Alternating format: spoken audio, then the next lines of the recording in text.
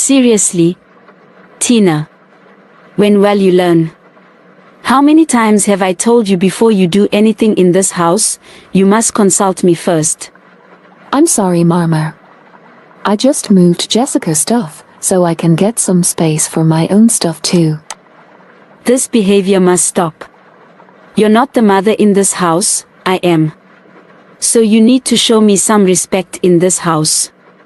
You know your sister does not like her stuff to be moved or touched. You know that very well.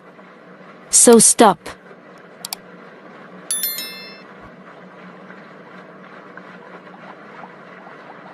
You know what I can do to you? Your father is not here. Don't push me. I'm sorry, Mama. It won't happen again.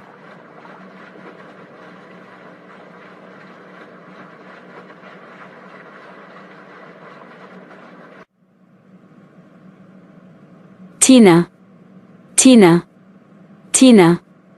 Every time Tina. This little girl. Instead of her listening to my instruction, but no. She wants to do things her own way, like this is her house. I'll be teaching her a very good lesson now. If this behavior continues. My precious daughter and I are not in peace because of her. What's this? Let me get some work done, otherwise I'll not get my work done on time.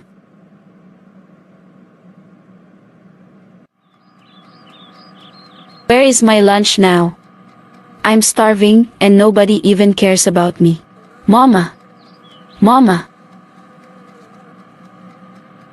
Where's Mom, by the way? Let me go and find her. Now what? These girls. I can't get some work done here. What's this? What now? Jessica, come here, I'm at the office upstairs.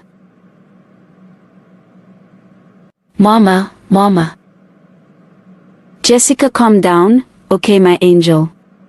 You know I don't like it when you are angry. Tell me.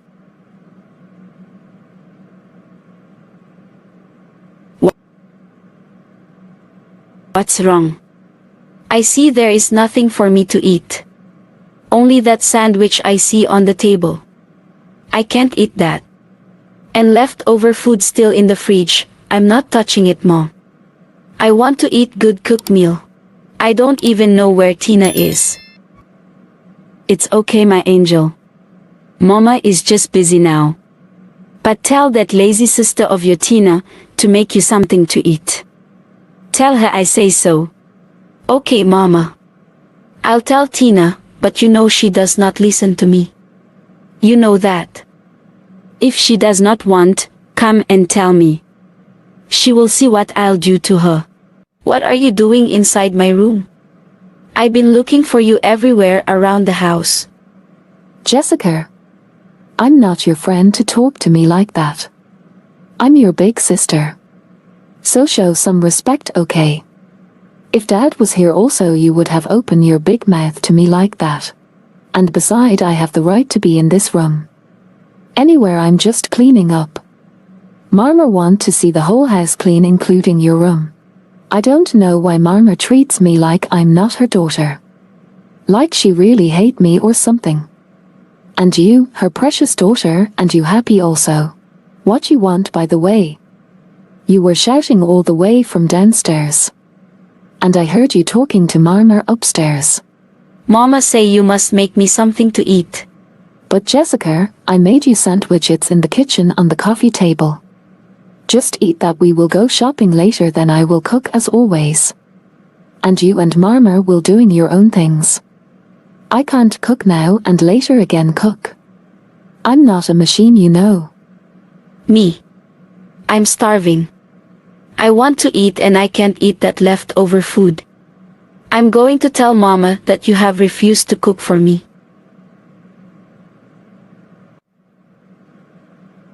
My God.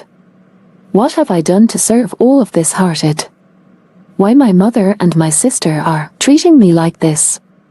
Did I do something to offend them? If I did, my Lord, please forgive me. I just want to be happy with my family. I'm like a slave in this house. My own mother beats me, say mean things to me like I'm not her daughter. Just Jessica, who she cares all about. Why me? Oh, by the way. While you are cooking, Mama said don't take forever here. We'll need to go shopping soon. And please make quickly with the food. I don't want to die of starvation. Okay.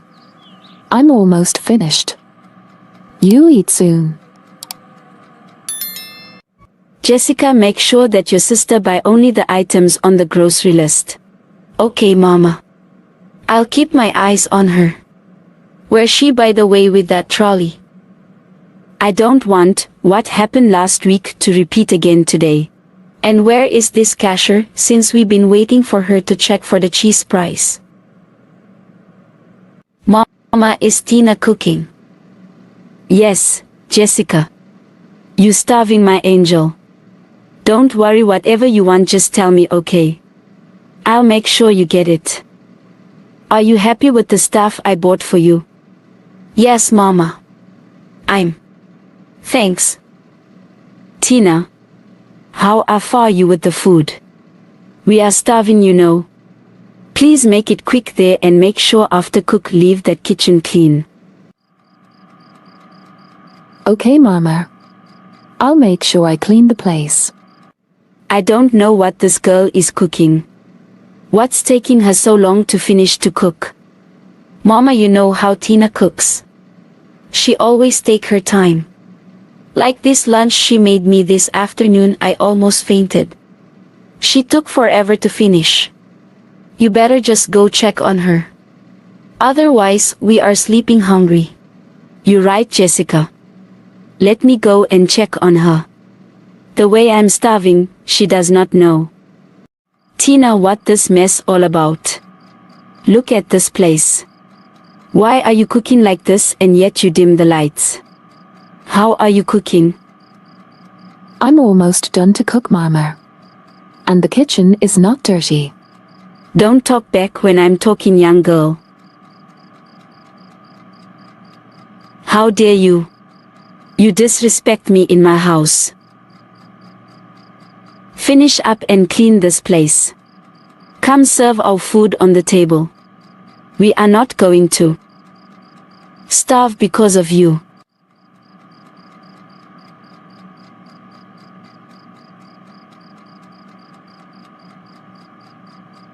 Why just me, God? Why me? What did I really do to this family to deserve this? The next day, the girl's mother felt sick and was admitted to the hospital and was seriously sick and unable to move or do anything at all. The girl's mother's favorite daughter, Jessica, refused to go see her mother at the hospital. When their mother was back at home being taken care by the nurses, her favorite daughter did nevertheless care about her mother. Tina was the only girl looking after their mother at all times. Eventually their mother apologized to Tina, her firstborn, whom she ill-treated. Tina accepted her mother's apology. The end.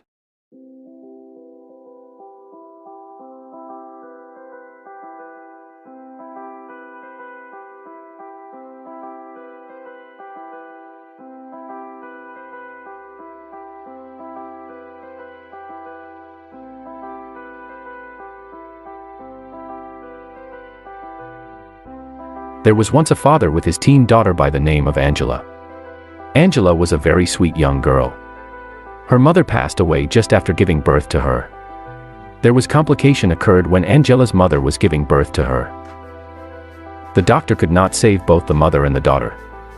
Angela's father raised her by himself and made her feel like a little angel. He raised her till she was mature. Angela's father didn't want to rush into marriage yet. He waited for his little angel to grow up first for him to get married again. One day Angela's father called her to have a chat. As they always do, but this time the chat was different. Angela's dad said, "My daughter, I have some good news to share with you. Remember the last time we had a chat and I asked you how you would feel about me getting married again? Yes, Dad, I remember very well. Okay, I've been thinking about that and I have decided to get married again. To give you a new mother. Dad, I have no problem on that. I'm just concerned of the type of person my new mommy would be. I just want someone who will love me and treat me as their own daughter. Don't worry, my angel. This new mommy will treat you as her own. Nobody will mistreat you. Okay, my angel. I'll always be there for you. Okay, Daddy. If that will make you happy. I'm happy too.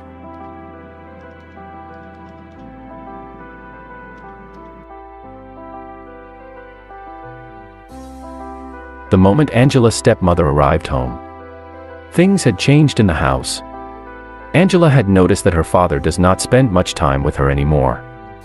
He always busy with new wife. Hello, Auntie. You welcome home. Hello, Angela. Oh, thank you very much. Whenever I just want to spend time with my dad, my stepmother always seemed to be in the way. She will distract my dad or tries to send me to do something else. House became a place that I no longer wanted to be at. I started to feel depressed and bored. The only place I was enjoying was at school playing with my best friend Jackie. Being at school was the only time I felt free, like I was not being told to do this and that, but also at the same time tiring because I was not focusing at my school work. By the time I just step my foot at home, I will not rest till night falls. I was not the same child as I was when it was just my dad and I. My stepmother came and things are not the same. I thought my stepmother will be different from what I always hear from friends, how they stepmother mistreat them. My stepmother was the mean person ever and cruel. She'll give me chores to do throughout the day. In the morning before I go to school, I had to make sure that the house is clean, and by the time I get to school I'm exhausted. I sometimes get to school very late, or sometimes I just don't go because she stops me from going to school. She always tell me school is not good for me and that I'm a failure. She makes me do all the chores at home, and if I don't, she punishes me and I can go 2 to 3 days without eating. My dad has forgotten his promises to me. He has been blinded by love. When my dad comes from work, I don't get to see him. My life been miserable ever since my stepmother came in our lives. I so miss my mom.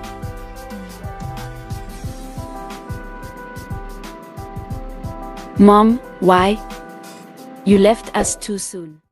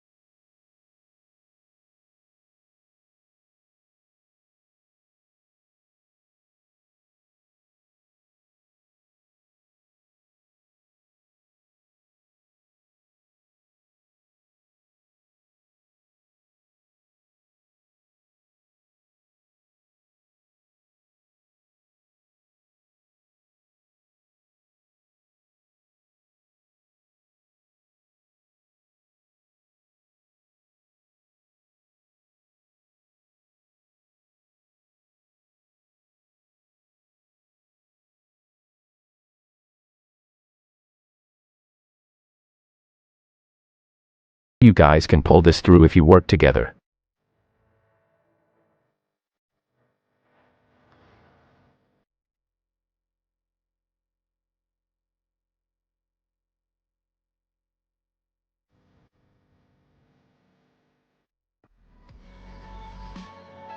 You were supposed to be here at 12 p.m. Now it's 20 minutes late. If you keep on raising your voice, I'll leave this place. You can leave then. Anyway, you are not a great partner for this project.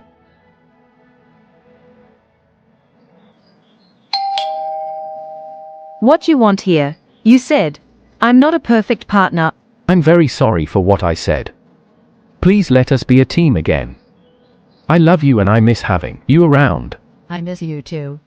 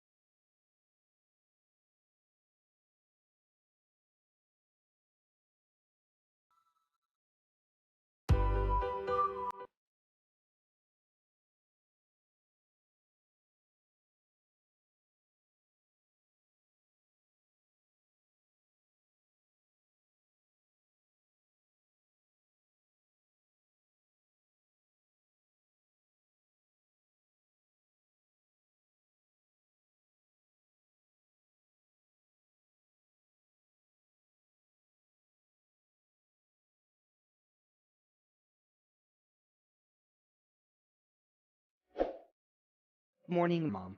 Morning, John. Is everything okay? Are you ready for school? Yes, Mom, I'm ready. Today we're having a school project after school. I will come back home late, Late like what time? past 5. Because we finishing school at 4. Okay. John, when you come back, you'll find the house keys under the mat. Hey John, your mom always calls you after school. What happened today? Me too. I was about to ask same thing. I had to come up with a plan. Before coming to school today, I lied to my mom. We are staying for extras lesson, and guess what? She even gave me some money to stay longer.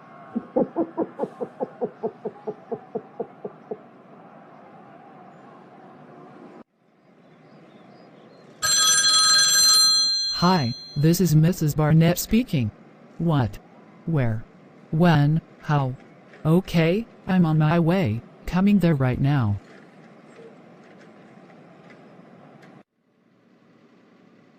Good day. Hi, ma'am.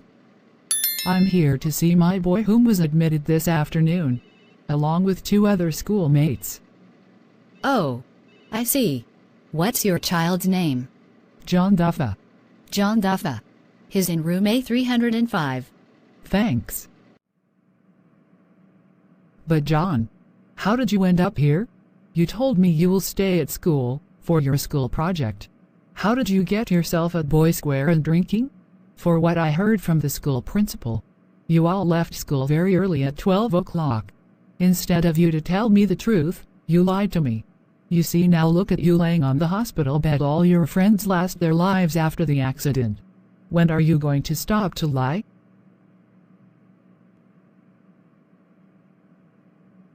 I'm very sorry, Mom. I won't lie to you anymore. And I will never lie to anyone either. If I was truthful, all this could have not happened to me or my friends. Forgive me. I swear to always tell the truth. Forgive me, Mom.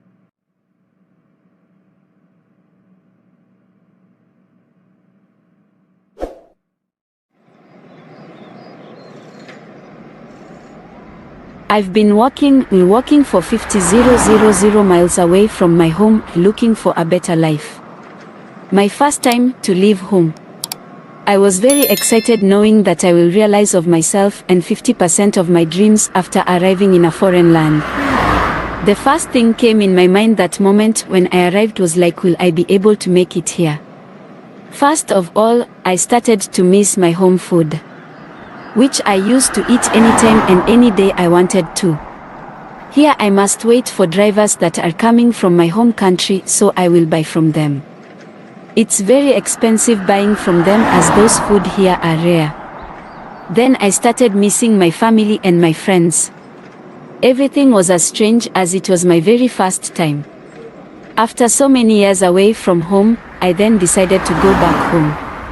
It wasn't that easy going back without getting what I wanted, but still it made me feel so happy. Finally, I am going back to where I belong. I'm missing my favorite grapefruit as it's what I will eat first when I arrived home, then will make my everyday green tea and go see my friends Lark and Sebastian. I don't think that I will leave my hometown again. You're right. Me too. I'm missing home.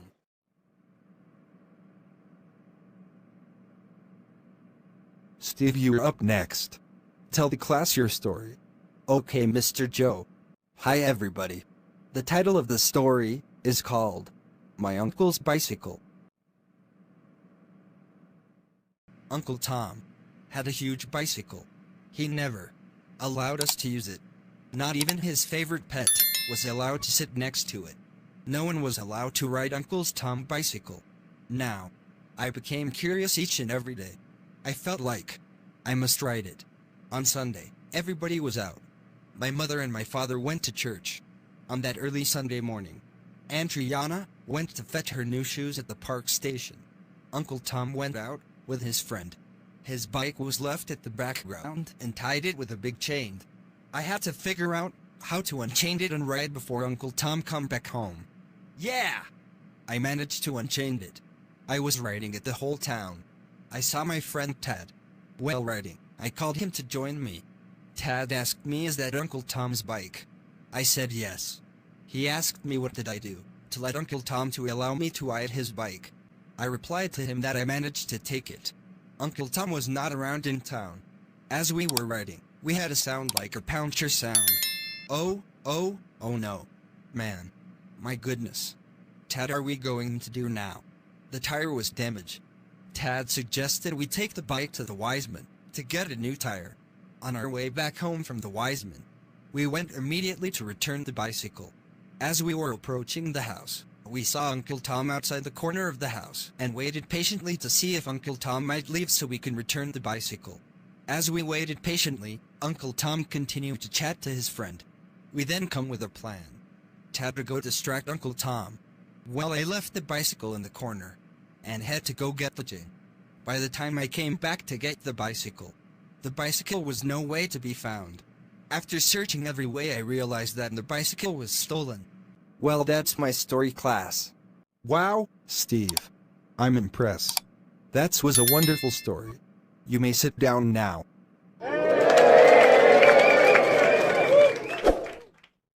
The story opens up where Joe visited Michael again after a few years back. Joe came to seek help to Michael because Michael's dad was an engineer back in his days. He was working for a big company that dealt with robots.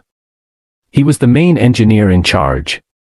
When Michael's dad passed away, he taught his son, Michael, about everything he knew on robots, the invisibilities on robots' function part, and how to create some of these part. Joe trusted Michael just as much as he trusted his dad. They became best friends.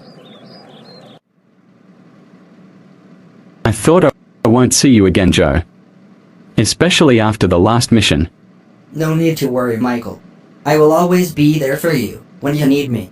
Like I told you before, just call and I will be there. You know, the last mission we had here on Earth, you're the one we should always thank. My people and I are truly grateful for your help. You know, I can bring the whole arm of robots, including the Android 5 and 6 here on Earth, and those are our new army of soldiers. They are very tough. Seriously? Wow, Joe. That's great news, new army. I can't wait to meet them. You will. I will take you there to see them, and beside we will need you also to clean up. Remember the disaster we had? Disaster?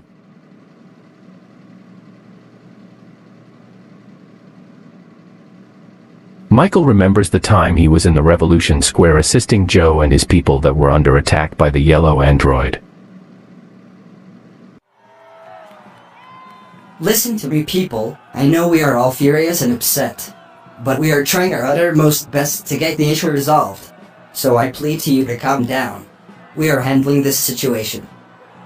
Please listen to me, people. I recently visited a friend of mine by the name of Michael. He's going to help us defeat those evil yellow android. Let's not panic. Okay? Just let us stay put. Oh, finally. There he comes. We will do this together.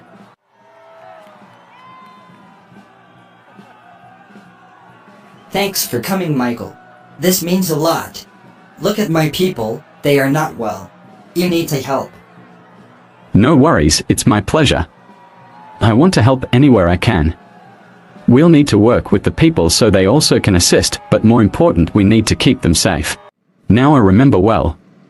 Everything just came back to me as a flash. Man. Michael. Michael. Come here, my boy. Mommy needs your help. I'm in the kitchen. Coming, Mom. Hey Joe, I have to go. We'll talk soon. Okay, Michael. Yes, Mom. You called me. Yes, Michael. I heard voices. Who were you talking to? I was talking to my friend Joe. Who? Joe again. Your invincible robot friend. Yes, Mommy. He came to visit me again. Oh, okay, Michael. Are you sure you're fine this morning, my boy? Mom, I'm great, thanks. Let me finish to wash those dishes, then I will make you something to eat. Thanks, Mom. You're the best mom ever. Yeah.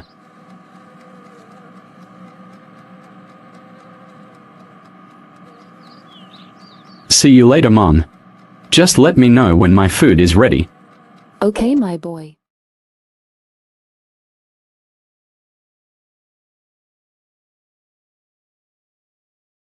Hello friends, welcome to another animated series. This is a story of Tom, who never had a friend before. He was living with his mother and father in a small village. It was only them in the whole village.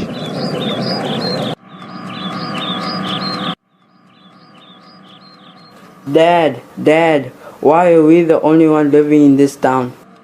'Cause it's nice for us to live here, my boy. Patient, son.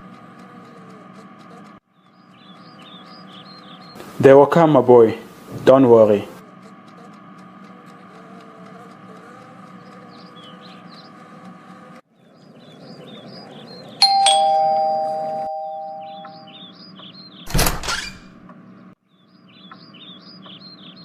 Hi there. I'm a new neighbor. My name is Mr. Thompson. Hi, Mr. Thompson. Nice to meet you. We are the circus family. This is my wife and my son, Tom. Oh, Tom, you are a cute boy. Hope you are happy having me around. Can I ask you a question? Do you have children? Oh, no, sorry. I'm not married and I don't have children. Oh, I thought you have a child, so he can be my friend. Don't worry, Tom. I have good news for you. You're starting school tomorrow. Yeah, finally. I'm going to meet with some friends. I'm going to take some of my toys to school. But Tom, you are not allowed to take toys at school. I know, Dad. I will only take it out break time to play with my new friends. Ah, you seem very excited to make friends. Hello, my boy. Come to tell me, how was your first day at school? Who are your new friends? I did not make any friends, Dad. But why? There were no friends at all. The whole school. I'm the only child, and others in principal, teacher, and secretary. I am the only child in a classroom, and the whole school. Oh, poor Tom. Don't worry, my boy. Mom and I will find you a new school. Okay, Tom?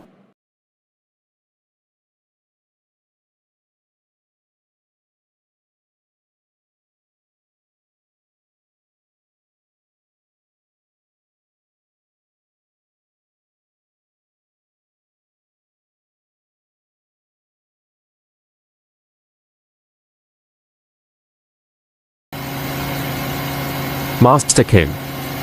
Let's hope the mall will be empty. We are in season, so this time of the year the mall are very packed. I know, Scott. I hope so too. I don't like being in crowded mall. More especially waiting in queues. Yes, true, Master Kim. We are almost there. We need to get back home quick after shopping, Master Kim. Your father will be going to work soon. He wanted to speak to me about something. No worries, Scott. We won't take long at the mall. Okay, Master Kim. Good afternoon, Mrs. Johnson Gnome. Hi, Scott. Are you guys back already from shopping? I hope that boy did not buy all the jewelry from the store. He did not. I picked quality, and plus he has a good eye for jewelry cause he picked all the jewelry that they recently stock in store. All new ones. I know my boy definitely. He looks very expensive things and when see them. He know how to select good ones. By the way, where is he? I hope you didn't leave him at the store. No. He's still outside. I think he's on his phone. Oh, okay. No worries, Scott. By the please do get me one of the cleaner to have my car new. I'll be leave soon. I have a meeting to attend to. Okay. We'll get a cleaner to clean your car now. Hello, Mother. Hello, my boy. How was your shopping? It went well, Mother. I'm just exhausted from all the shopping. I feel sleepy. Okay, my boy. First come here and show me what you bought. Scott told me you picked all the new stock only from the store. So show me. What have you got? No much, Mother. But yes, I picked most of the new item they had in stock and apparently all just recently arrived in store. I happy I was the first person to get my hands on them. Okay, my boy. I'm happy for you. By the way, Mother, where is Dad? Your father was here, but he left for work. He has an early morning meeting to attend to. I'm also leaving soon. I'm meeting my friend Rose for coffee at the Palms Cafe. Okay, Mother. Hi, Scott. I will be stepping out at the moment. I just want to get fresh air outside. Oh, I see, Master Kim. Do you want me to get the car and drive you?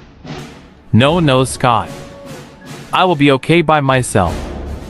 I will drive. Thanks, I won't take long. We'll be back within an hour.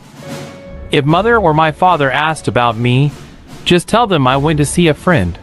We'll be back soon.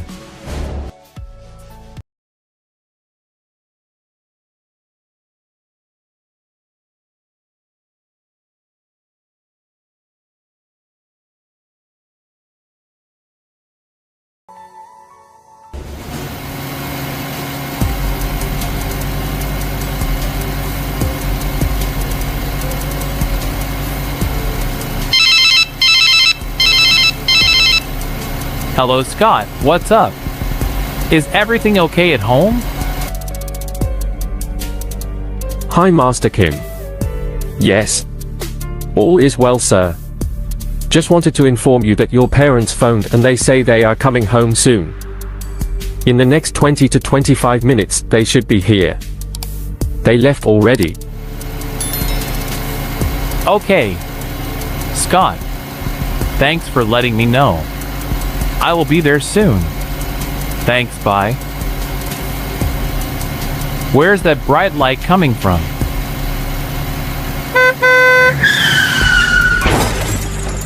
Police to report at address Chenin Avenue, corner of Biscuits Road. 2 vehicle intersect accident here to report. On it. Reporting. Office heading to the address now. The news about Kim was all over the country, that he died from a car accident. The richest family had lost the son, was a big tragedy to the family. Meanwhile, the family not knowing that the son Kim was rescued from that car accident before the car had gone in flame.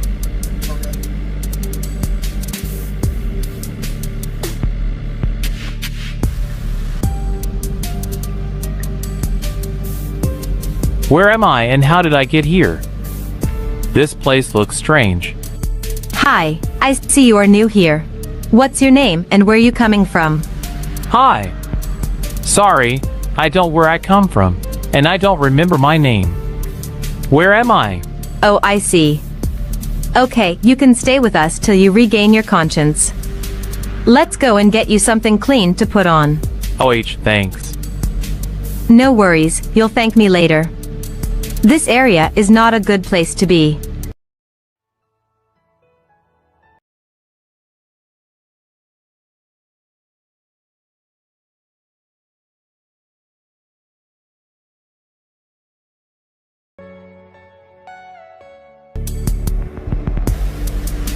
You have changed. Look at you. You look clean and back to normal. Now what we have to do just help you to get your memory back. So till now you don't your name. Thanks, Jean. Yeah. Thanks to you. I mean, you're trying your best so I can recover and get back to myself. I still don't remember my name and where I come from or from which family I come from. Jean, do you think my family are looking for me, if I even have a family? Don't beat yourself. I'm sure your family are looking for you too. I see my father likes you. You two talked a lot back there. So he even gave you a name already, Tom. Not bad. So we will be calling you that till we know you really name, okay? Yeah. Your father is cool to talk to. He was trying to help me to remember. Yeah, I like the name. So this is where you guys do your shopping. I like this marketplace. Yep. This is where we do all our shopping. Let's do some shopping. When done we can go where else. I don't the best place that we can go, and I know that place will help you remember and regain your memory. This is the place where my dad and I always used to visit. Has the best view in town. It's what makes me happy, seeing all these beautiful things and just peace and quiet. This place is beautiful indeed, Jean. Wow. The view is amazing. You know? Just like you. You're amazing. I mean, look at this. You've been helping me out ever since we met. You mean a lot to me. You're not just a friend, you're more than that. So thank you. No matter what happened, or what type of family I'm from, I won't forget you. Thanks, Tom.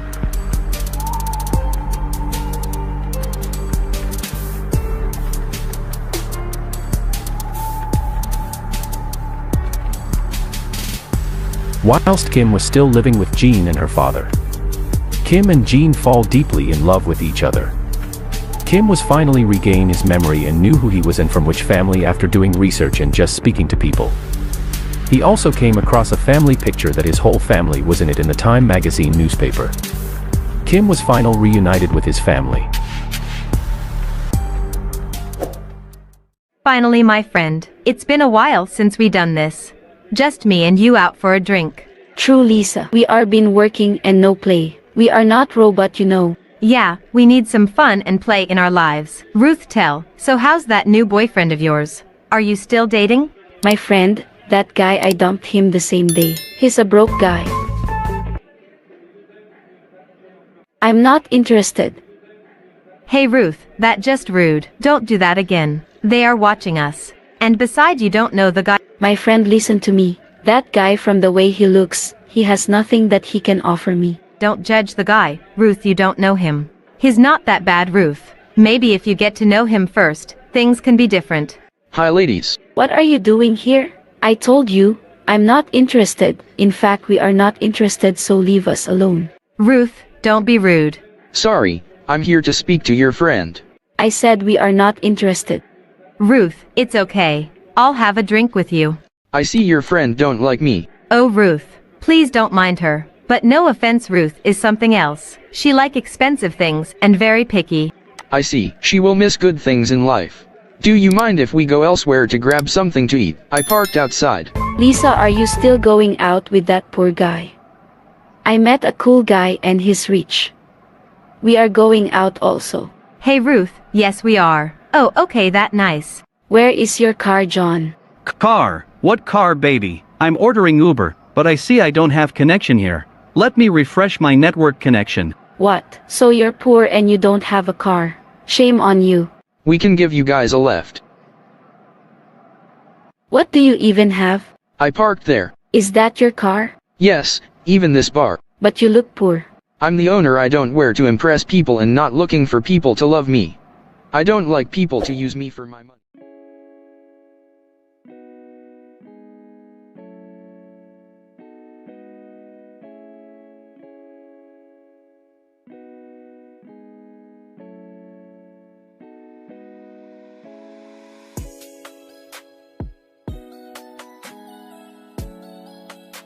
Once upon a time there was two brothers named Kevin and Vincent. Vincent was the elder brother, living with both of their parents. Their parents loved them so much that they gave them everything they wanted. They had so much fun together. The twin were best friends and nothing would separate them. They were attending the same school, attending the same karate classes and in the same football team. Everywhere they go together. One day the twins were on their way back home. They had missed their school bus. One of the twin brother Kevin was still busy finishing an exam test. When rushed to the bus had already left.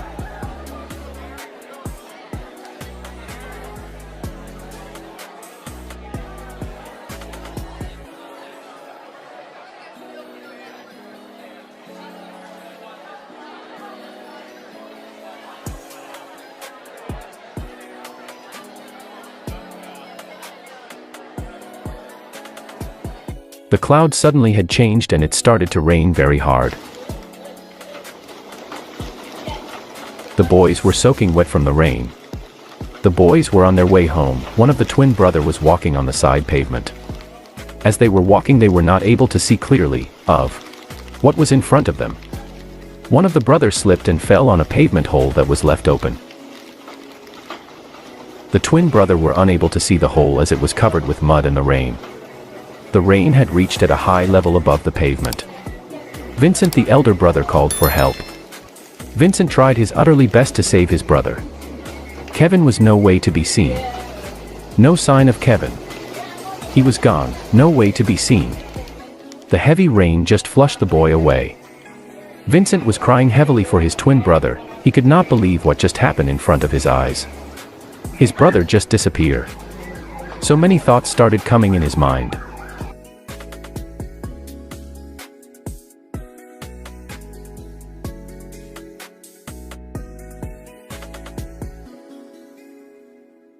What am I going to say to our parents?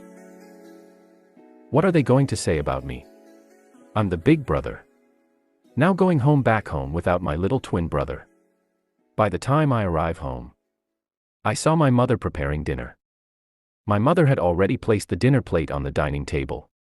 When I entered the house, the first thing mother asked, "Where is Kevin?" Kevin always the first person to enter the house after school and has always runs towards mom and hugs her. But on that day mom was sad before I could tell her what had happened. I looked at mom and I told her what had happened.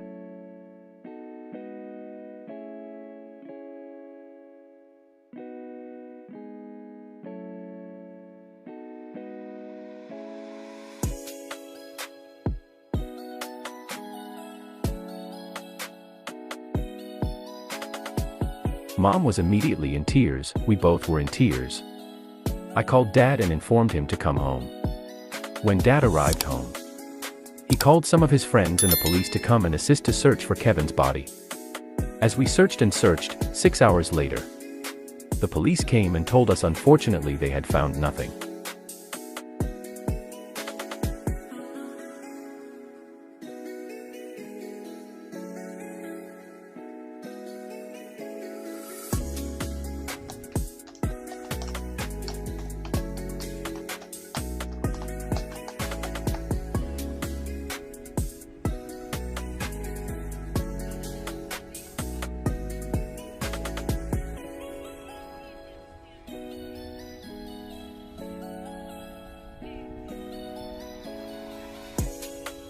The family were devastated, broken by the loss of their son Kelvin. The end.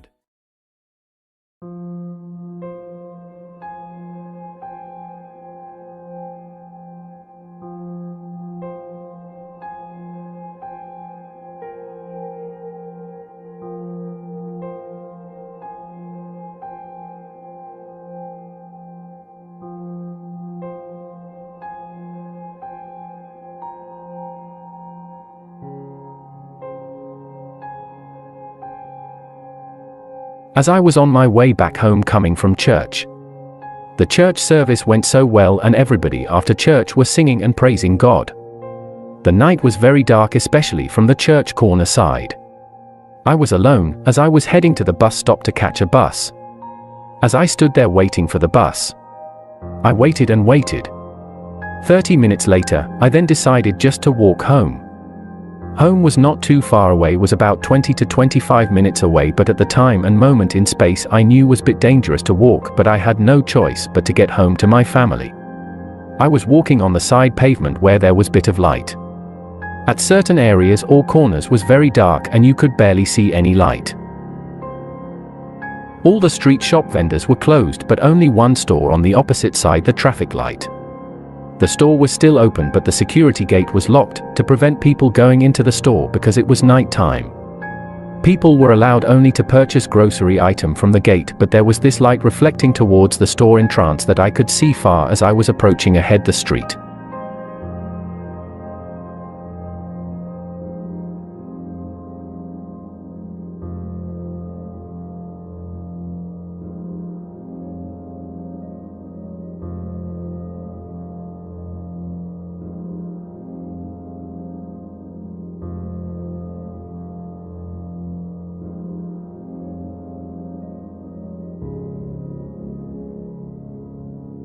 The closer I got to the corner of the store, the louder I heard this loud sound coming from the across the road opposite the store. It was a night bar, people were dancing, singing, and shouting. I then said to myself, at last, same light. I moved on without looking twice and I continued to walk. A sudden moment the sky changed and it began to drizzle. I continued to walk, but this time I immediately started to walk little bit faster as it started to drizzle heavily.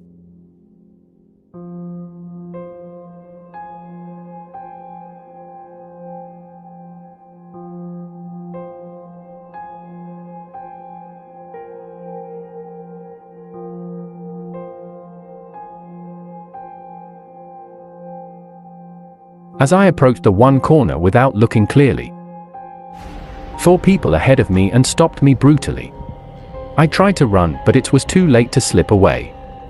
One of them pulled me and another 2 had knives with them in their hand. As they pulled me, the one with knife stabbed me at the back. I started to bleed but not feeling any pain.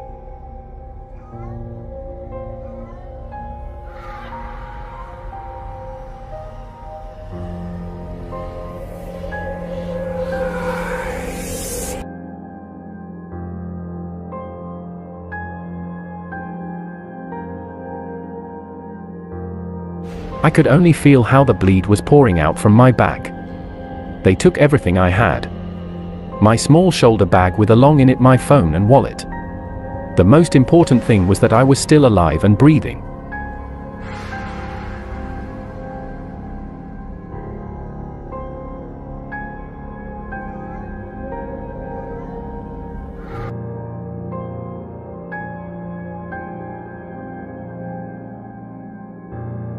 Glory be to God. The end.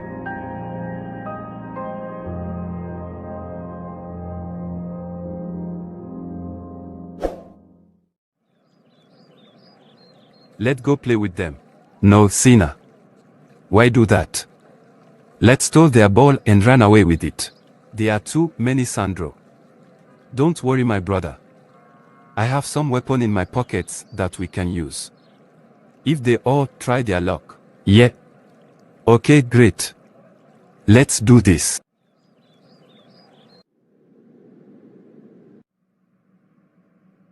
Brother, there they are.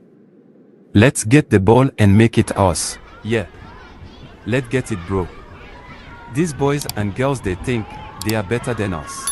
I take that ball now. Back off, little boy, before I beat you and send you crying to your mama. Look, it's those troublemaker boys again. What they want now? We are enjoying playing our football game. Man. Yes, you there. We are talking to you. Don't give us that fun-looking face. We are here to get what we want and nobody can stop us. You hear?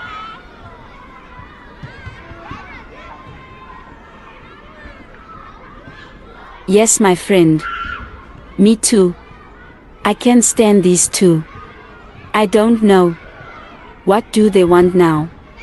Man. These 2, they can work in my nerve. Let's see what they want.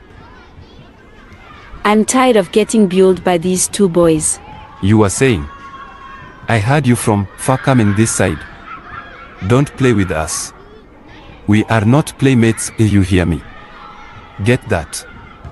Give us that ball. It's ours now. I take that ball now. Back off, little boy, before I beat you and send you crying to your mama. Okay. Sina, just take it and leave us alone. Hey, you there. What you looking at? You too, little girl. Don't let us come to you there. Hey bro, let's hit the road. We have the ball. Sure bro. Let's go. Hey bro, we got it. Finally. Those little boys and girls are scared of us, bro. Did you see the look on their faces? Yeah bro. I saw that. Kick that ball here, let me try it. Let's go home. I'm exhausted, bro.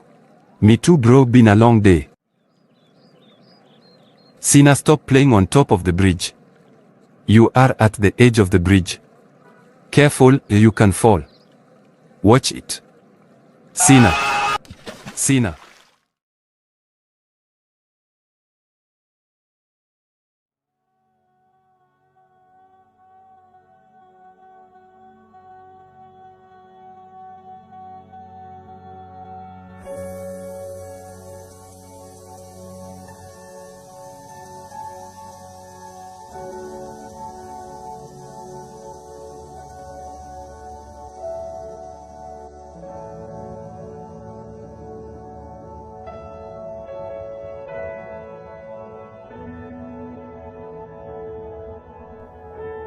I was there.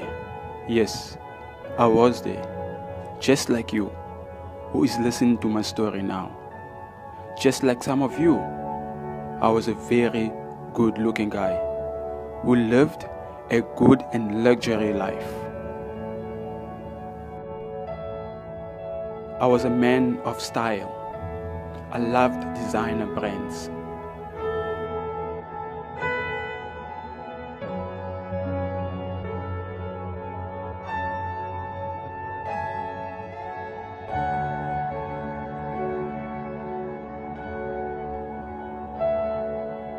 I was well-groomed, handsome, dressed, expensive designer clothing.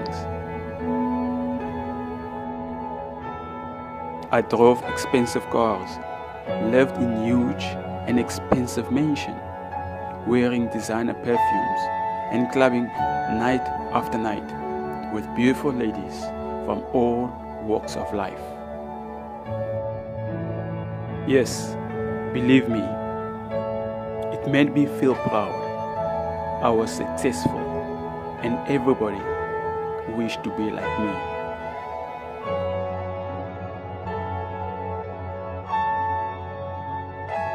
My life was all about clubbing, hanging out with friends, driving fast cars and drinking.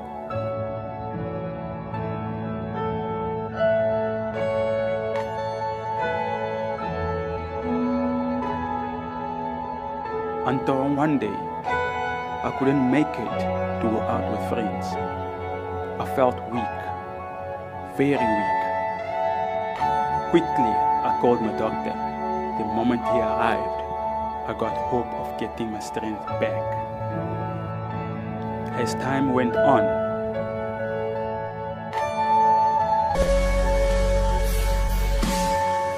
after my doctor checked up on me, I waited for him to tell me what was wrong with me. For the first time in years, after being examined by my doctor, I saw him get cold. He couldn't look at me straight in my face. He told me in a cold voice, "I'll send you all your examination results in your mail address later by tomorrow." And I didn't see it as a big deal. As usual, I opened my fridge after he left. I grabbed 6 packs of bottle of beer that day. The next thing I remember, walking on my sofa early afternoon on the next day, I heard my phone ring. The moment I checked the phone, I see a mail from my doctor, and this is what it says. "Dear John, hope this mail finds you. Sorry for delay with regards of the examination results, as I need to rerun the test for confirmation. I wish we could have done this face-to-face instead of a mail.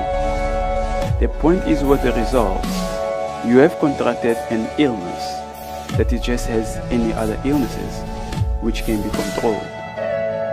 All you have to do is just to take good care of yourself and follow medication prescriptions, and everything else will be normal as before."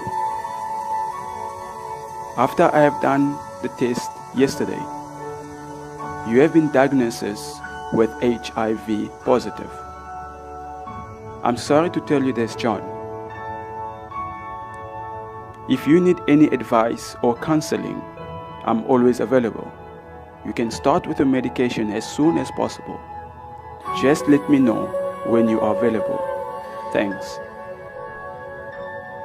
After receiving the mail, I couldn't feel myself anymore. My body felt as if it was being cut off by pieces. My heart started beating twice faster than the normal speed, and my face sweating rapidly.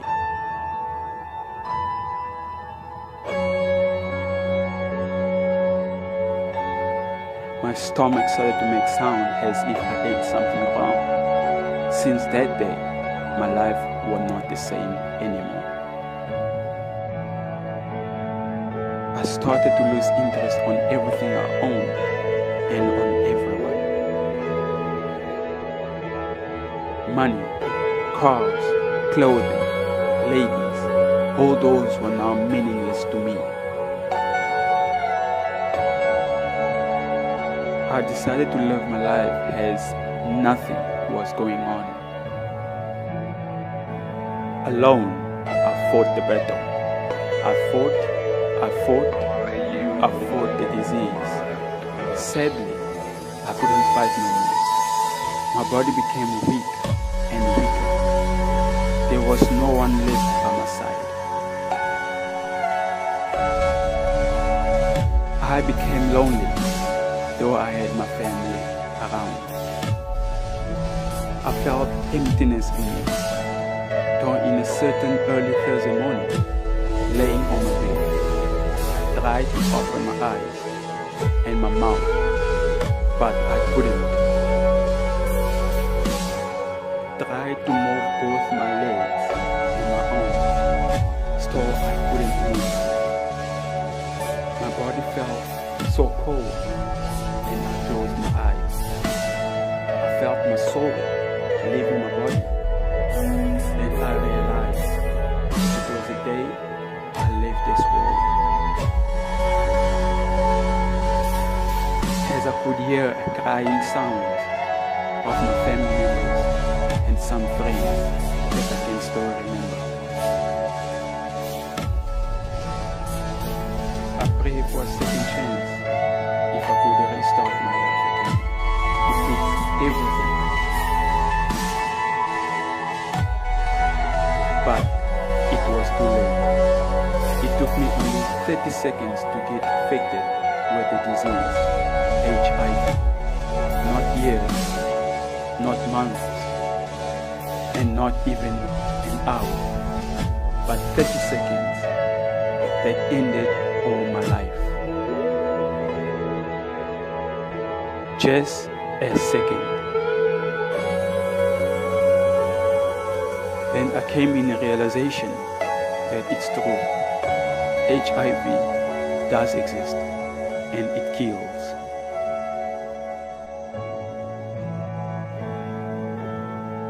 But not many people are aware of it and don't talk about it.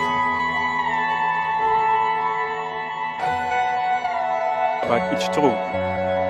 HIV existing among us.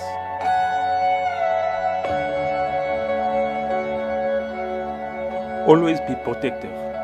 Protect yourself and others. If planning to sleep with a partner, ensure to have protected sex. With one partner only, and regularly check your status.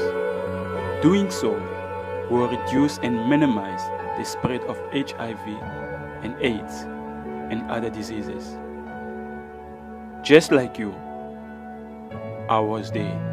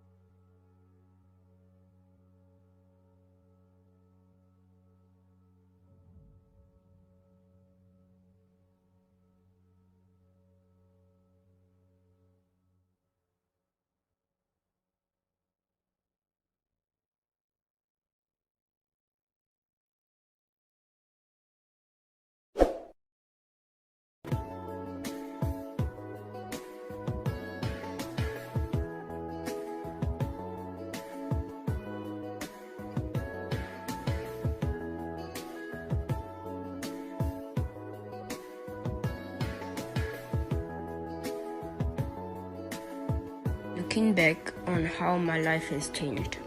I always hear of the hardship of living in a refugee camp. But I never thought that one day I'll also end up living in a refugee camp. I'm from a peaceful country. Since I was born, my life was beautiful. Every morning during the week, I will go to school along with my dad. He will be singing for me while driving his car after school. My baby sister will raise her hands and smile. When seeing me, that was the most beautiful part of my days. And my mom will always give me kisses and she will ask me to tell her about my day at school. Life was perfect until one night while sleeping. I heard my dad whispering with my mom, whom were crying. I did not know why. As I stood up from my bed, I find my mom packing things like clothes and toiletries as some light foods. I asked my mom why she was packing. She couldn't say anything to me. My dad told me that tomorrow morning your mom and your baby sister need to go to church. There will be a big bus waiting to take us somewhere, where we will go live for a short period, but he never told me why. Around early morning after that night, I heard so much noise from different voices. Men, women, children. I checked on my room window. I see so many people running all over the town. Some houses were on fire, others collapsed. People getting hurt, some died from gunshots. I quickly ran downstairs from my room, calling my mom. Once I opened the kitchen door, I found my mom laying on the floor with her mouth and eyes widely open. My baby sister next to my mom's body, sucking her breast. I started to call my dad for help, searching for him all over the house. Sadly, he was nowhere to be found. I just grabbed my baby sister for the last time. I looked at my mom laying and got close to her body. I managed to close her eyes and her mouth, then I left with my baby sister. I started to run like others until I succeeded to reach the church where my dad told me about the big bus. When we arrived, I see people fighting to enter the bus. I was afraid to talk to anyone. I carried my baby sister, then we entered the bus. The bus drove us for 5 hours with many stops, until we all arrived in a strange place. They asked me, where are your parents? The moment I told them about my story and how I arrived there with my baby sister, the man promised me that both my sister and I were in right hands. When I asked the man to tell me where we are, he told me that we are in a refugee camp. From that day, my life was completely changed. I was not able to go to school again.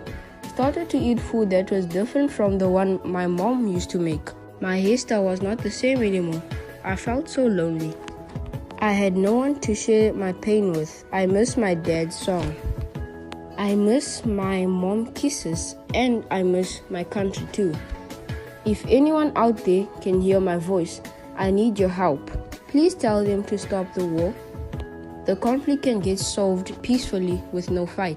Your fight is costing our lives. This fighting is too much. Not just me, we are many children left without parents, all because of the conflict. Mothers are crying for losing their children that they carried within 9 months, plus the labor pain. Family lost their houses that they worked for so many years to build. As one of the child in this refugee camp, I plead to you, please hear my voice. I am one of the victims crying out loud. Let us heal the world. Dialogue is the main key to peace.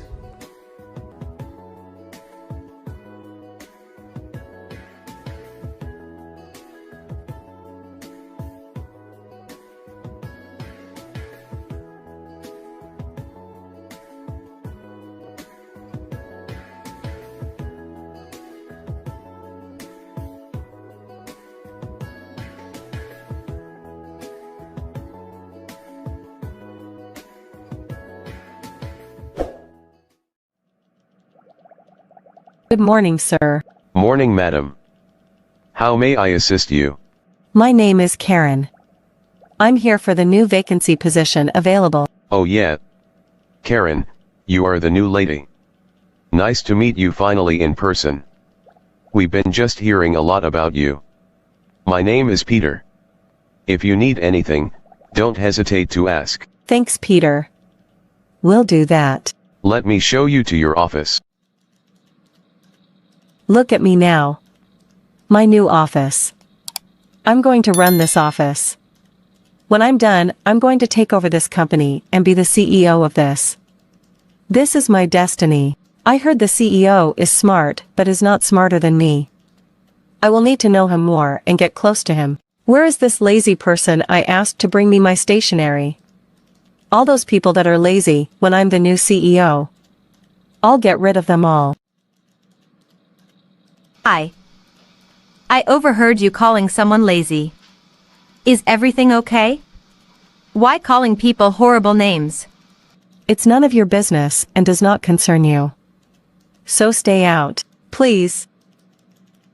But aren't you the new lady? Karen. Right? Who want to know? By the way, what are you doing here and who are you? If you have nothing to do, clean the table and get what you came here what and out of this office.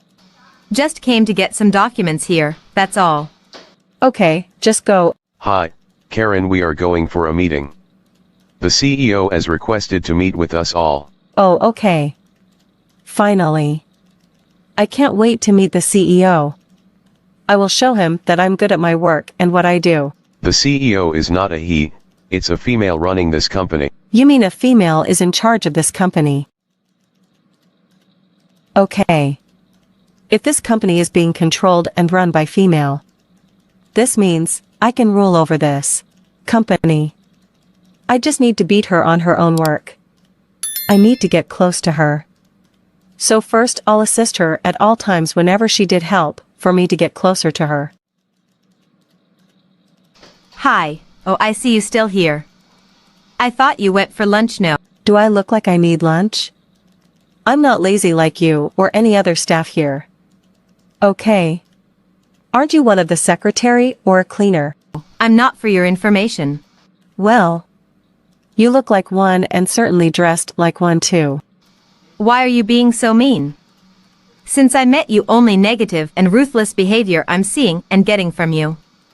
You know there is a saying, never judge a book by its cover. Just don't tell me that nonsense. Okay, just keep that in mind. Oh, by the way, there is a meeting in 15 minutes with the CEO in the boardroom. Welcome everyone. We are just waiting for the CEO to join us. She just had a quick meeting to attend to. When she arrives, then she will lead the meeting. Sorry, I'm late everyone. Welcome Miss Johannes. We've been just waiting for you. Before I start, I want to dismiss Miss Karen here and that she will no longer step her foot in this company. You may leave the boardroom, Miss Karen. Miss Karen. A friendly advice, never judge a book by its cover.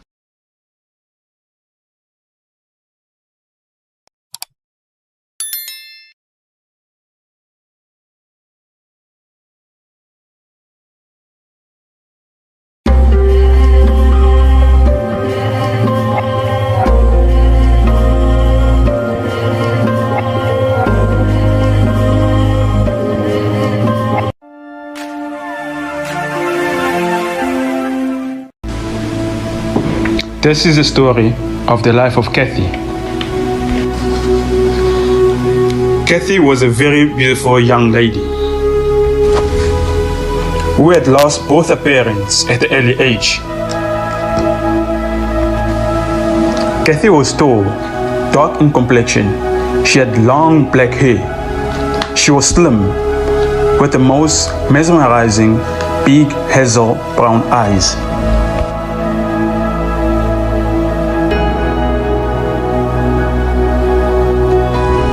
Kathy had been living with her uncle, who was married but did not have any kids. So, he and his wife raised Kathy from the day her parents passed away. Kathy was such a soft-spoken and hard-working young lady. One day, Kathy's uncle got a visit from his neighbor. The man has brought such interesting news that caught Kathy's uncle attention, who told him, I am in search to find my son who lives in the city, a beautiful, young, virgin lady who would become his wife. And I thought about your niece, if you won't mind. The moment Kathy's uncle heard about the word city, without waiting for the man to finish talking, immediately he became very excited about the news. He was so interested about the neighborhood wonderful proposition.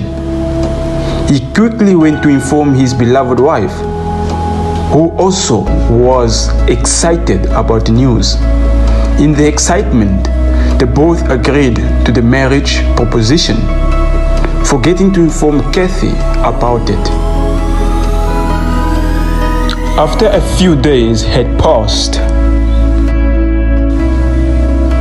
Kathy had been sitting with a friend in the backyard when her aunt called her.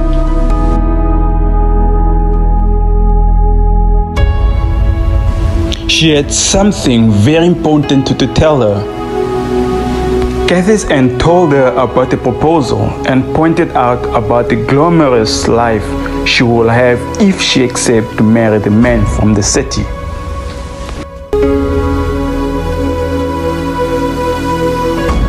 Kathy innocently agreed. She couldn't say no to the elderlies. This is how she was raised. 4 weeks later, the man from the city came. His name was Paul. Paul was a very successful and intelligent businessman. He was wealthy and very influential man, and had a lot of possession and lived very comfortably. He owned 2 big houses in the city, 1 family home in the village, 3 shipment trucks, and 3 cars. Paul was 14 years older than Kathy. He was very intelligent, mature, and a very good-looking man for his age. After arriving to the village, he couldn't contain his excitement to meet Kathy. He had spent only 2 hours talking to his parents about the woman they picked for him. And by their description, he had fallen in love already with his chosen wife-to-be. The time they arrived at Kathy's house, Paul saw Kathy for the first time. And he was very excited to see such a beautiful young lady. With no hesitation, he told his parents to go ahead with the marriage arrangement.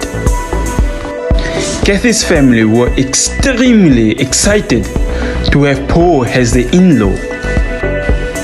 Only after 1 month, everything had been finalized. Paul and Kathy got married and were officially husband and wife. Then, Kathy started to dream of how her life will be with Paul in the city.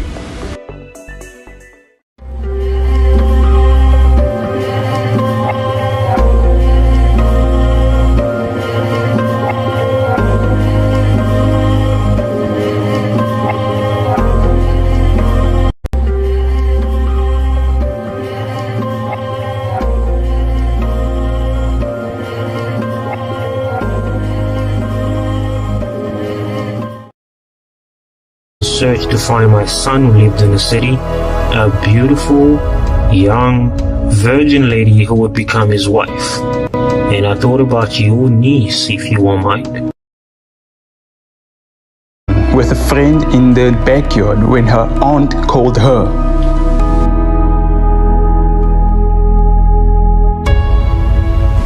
She had something very important to tell her.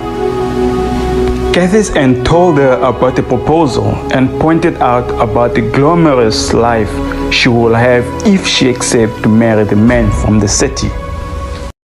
Paul and Kathy got married and were officially husband and wife.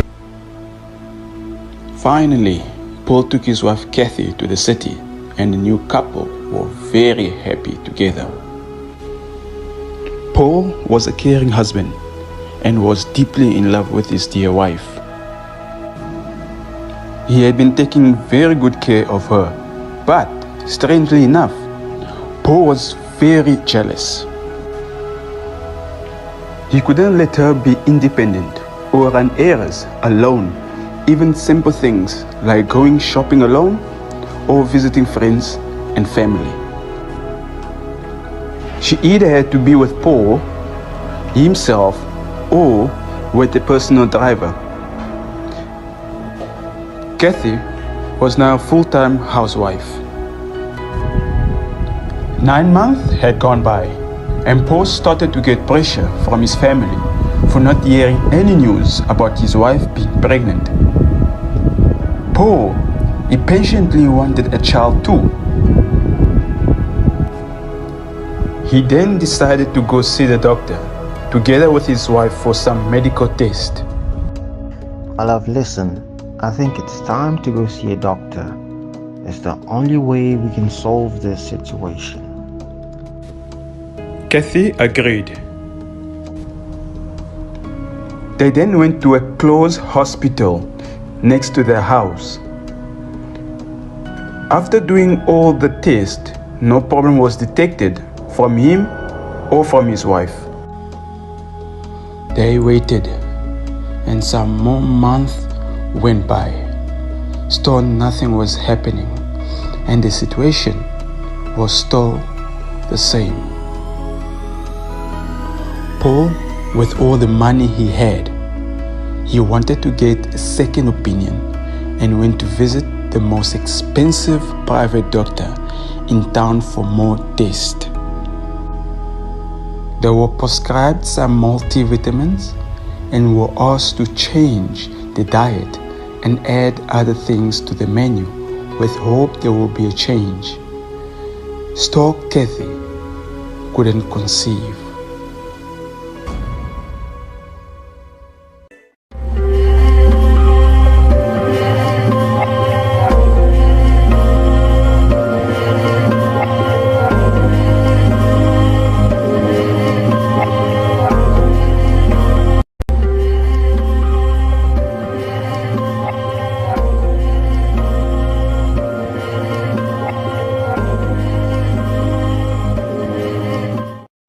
My love, listen, I think it's time to go see a doctor. It's the only way we can solve this situation. They were prescribed some multivitamins and were asked to change the diet and add other things to the menu with hope there will be a change. Still, Kathy couldn't conceive. After 3 years, Paul became more impatient. He was getting old, and he desperately wanted to have a child. He then decided to find himself a woman out of his marriage.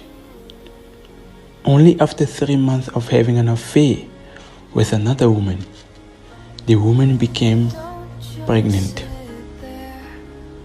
Paul was extremely excited that he would finally be a dad.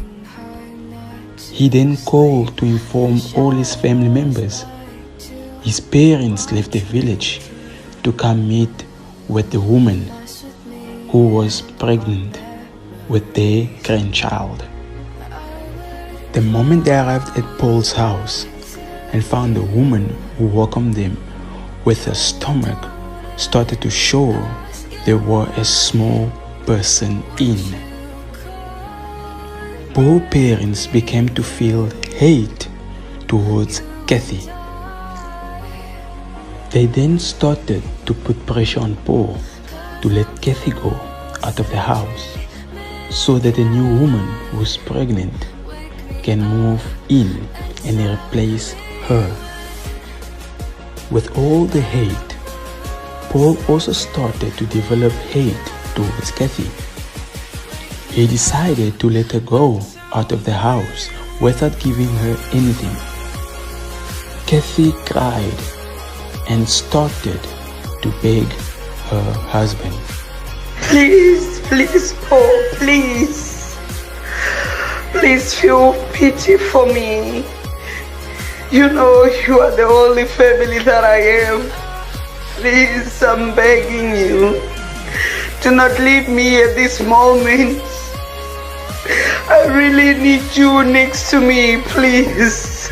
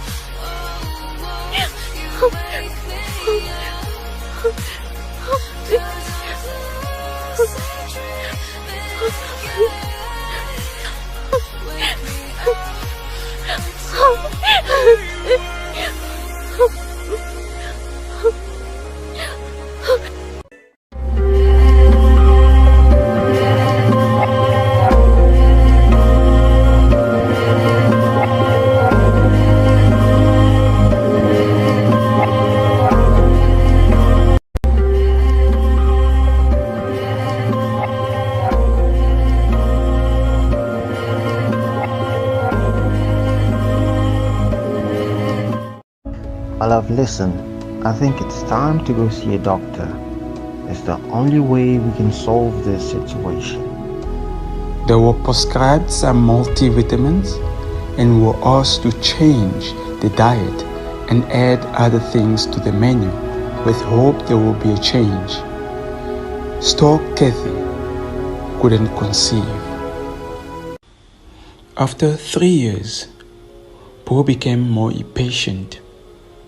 He was getting old and he desperately wanted to have a child. He then decided to find himself a woman out of his marriage.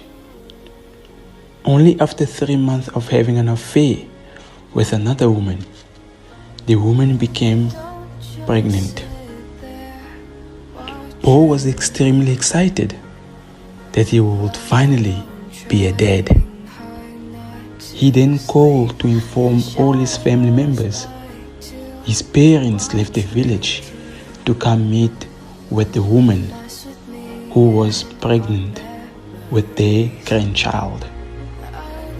The moment they arrived at Paul's house and found the woman who welcomed them with her stomach started to show there were a small person in. Both parents began to feel hate towards Kathy. They then started to put pressure on Paul to let Kathy go out of the house so that a new woman who's pregnant can move in and replace her. With all the hate, Paul also started to develop hate towards Kathy. He decided to let her go out of the house without giving her anything. Kathy cried and started to beg her husband. Please, please, Paul, please. Please feel pity for me. You know you are the only family that I am. Please, I'm begging you. Do not leave me at this moment. I really need you next to me, please.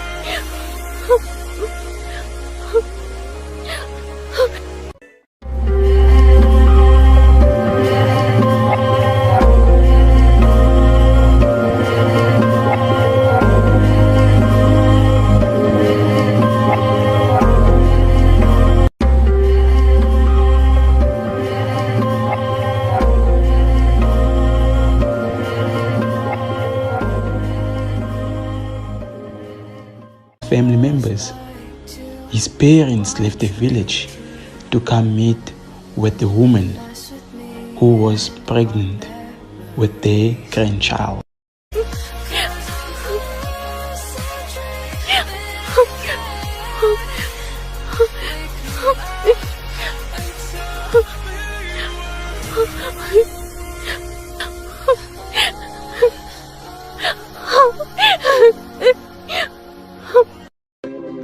Heartless.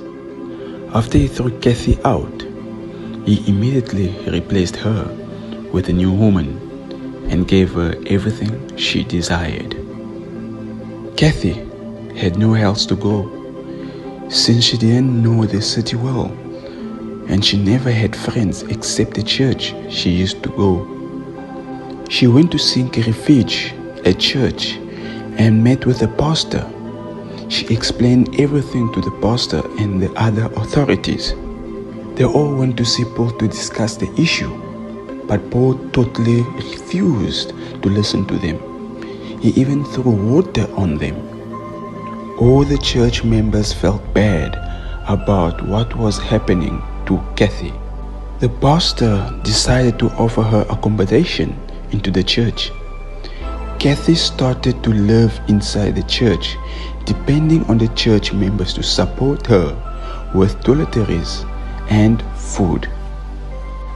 A month later, Sister Mary, who was also one of the church members, she was planning to open a new boutique, and she wanted someone she can trust to be in charge of her new boutique, since she had other businesses she was running. She then thought of Kathy. The pastor was aware of the idea Sister Mary had. He encouraged her to give the opportunity to Kathy. He shook his hand to Sister Mary and he said, I'm so glad that you are thinking about the young girl. May God see your generosity and bless you.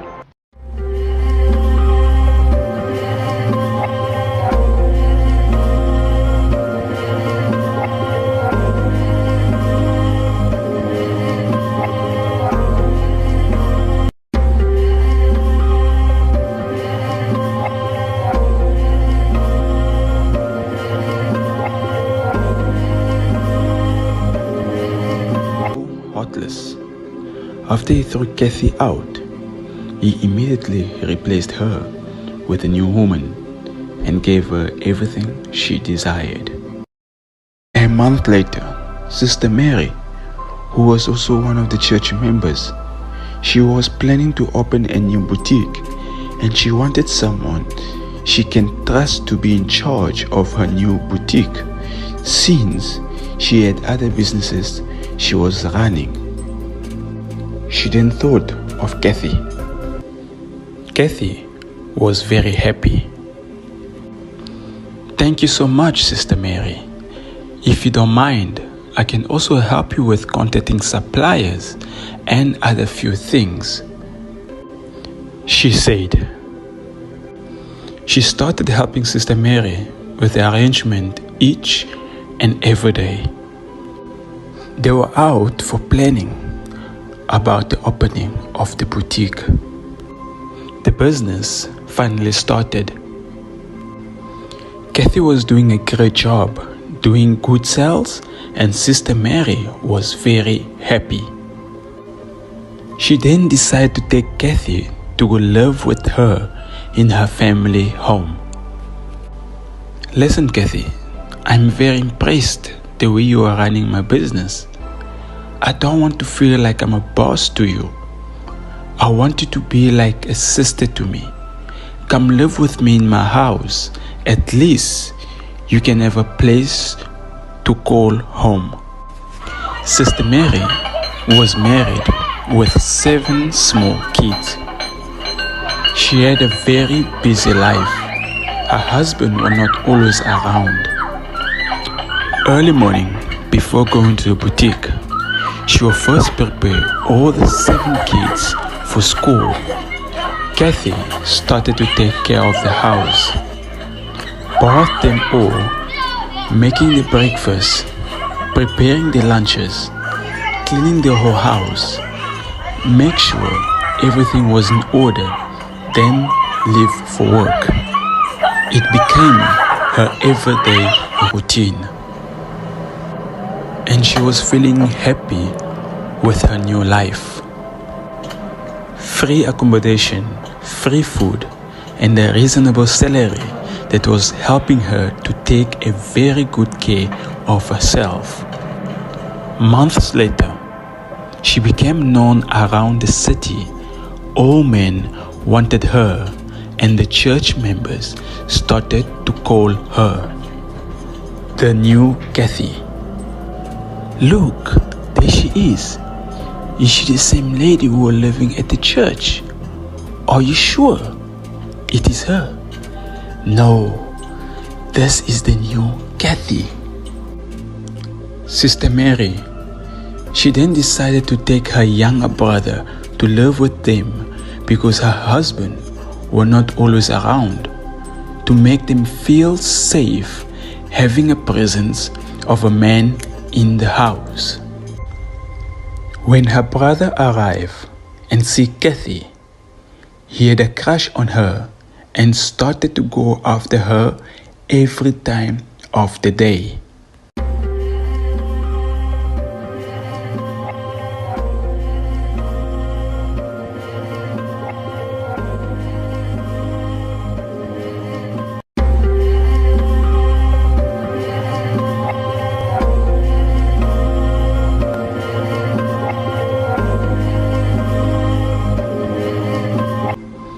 Kathy was doing a great job, doing good sales, and Sister Mary was very happy.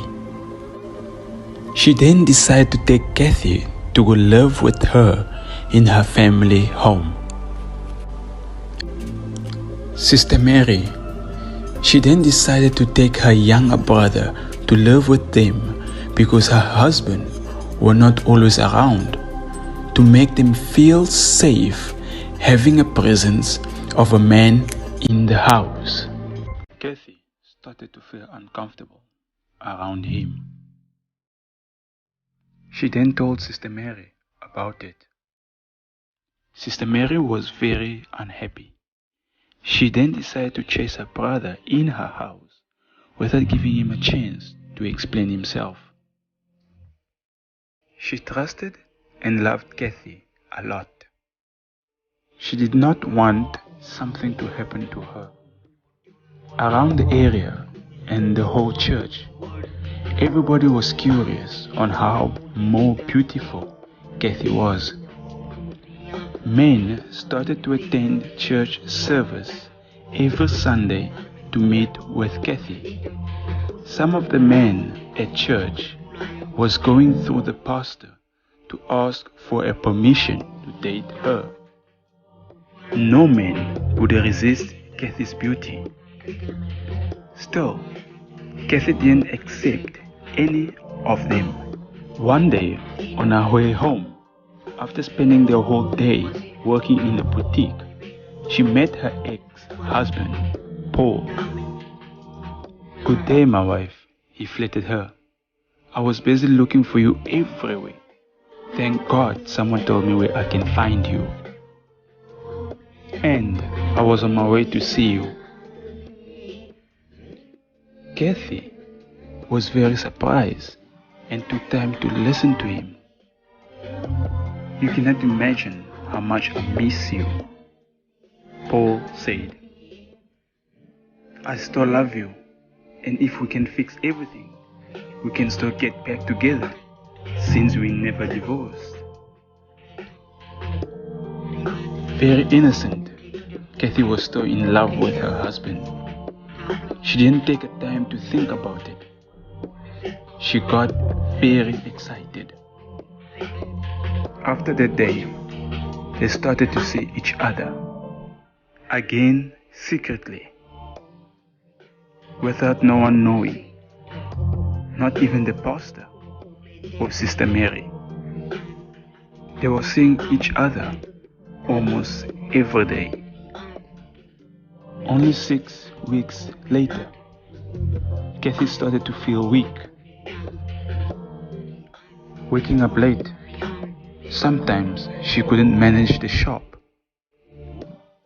Sister Mary started to notice some change with Kathy's behavior. She then approached her and asked, "What is wrong, Kathy? You look strange all these days. Is there any way I can help?" Kathy asked Sister Mary to take her to go see the doctor, since she didn't know what was wrong with her. And they then went to the hospital to check on her. Hours later, they received the result finding out that she was already 4 weeks pregnant. Very shocked they both were. Sister Mary started to question Kathy about her pregnancy. Kathy cried, and cried. She told Sister Mary about everything she was doing with Paul secretly.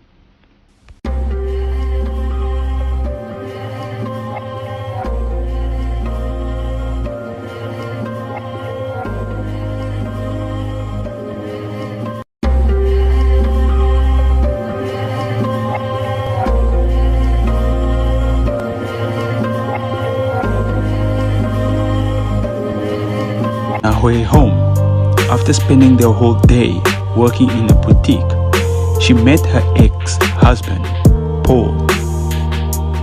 "Good day, my wife," he flattered her. I was busy looking for you everywhere. Thank God someone told me where I can find you. And I was on my way to see you.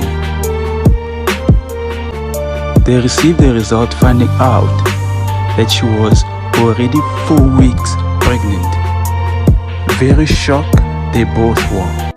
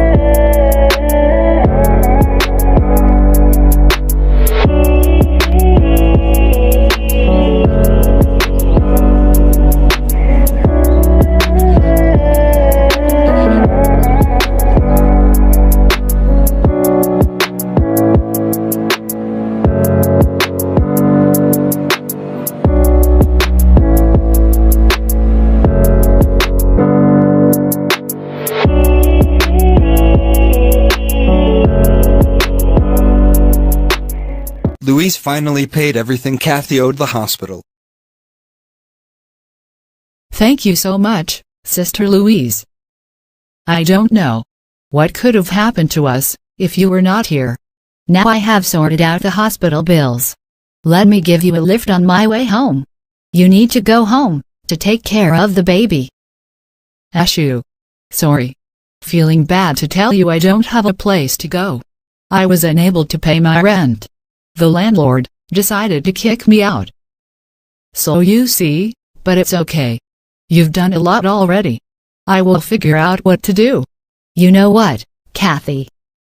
Let me ask the hospital if they can allow you to stay just for a night. I'll be back to get you.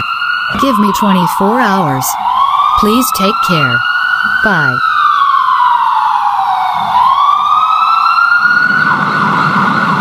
I never imagined Kathy's life would turn so bad. She was so happy in her marriage. Oh well. Only God knows what the future holds. Let me go see Sister Marie, so we can help Kathy and her newborn baby.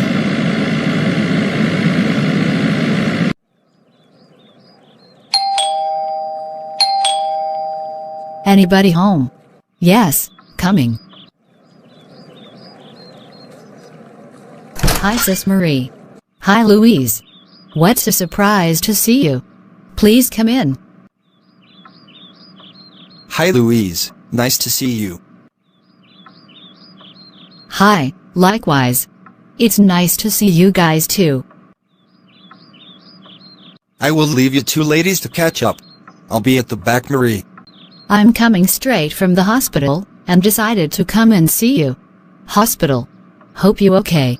Yes. It's not about me. It's about Kathy. Kathy. Okay, what about her? Is she okay? I met her in the hospital and she told me everything that had happened to her. Please Marie. Try to help her if you can. She is in a difficult situation.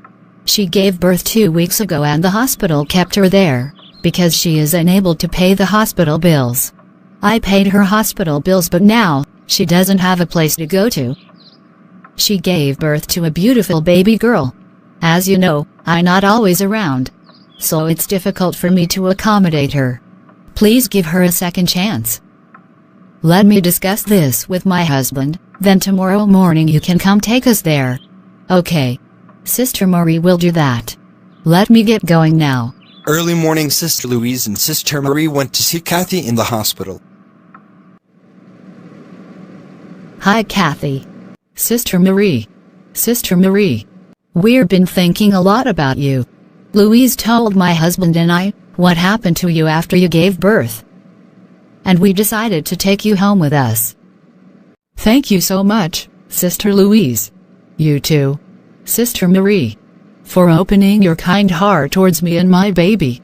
Please forgive me for everything I did in your house. Please. It's okay, Kathy. We already have forgiven you. Get the baby, so we can go. Sister Marie's husband called Paul over the phone to give him the good news that Kathy gave birth to a beautiful baby girl. Let me call Paul, so I can give him the good news about Kathy's birth. Hope this news changes things for the better, but oh well. My wife, I'm going to put Paul on loudspeaker, so you can also hear our conversation. Is that okay? Yes, honey, that's okay.